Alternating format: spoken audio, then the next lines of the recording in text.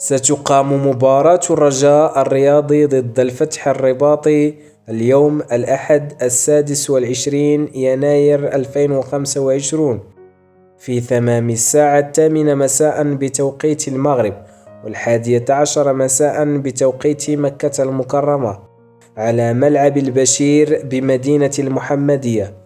تأتي هذه المباراة ضمن مؤجلات الجولة 18 من البطولة الاحترافية المغربية إنوي، وستنقل المباراة مباشرة على قناة الرياضية المغربية. ولم يتم إلى حد الآن الإعلان رسميا عن اسم المعلق الذي سيتولى التعليق على هذه المباراة.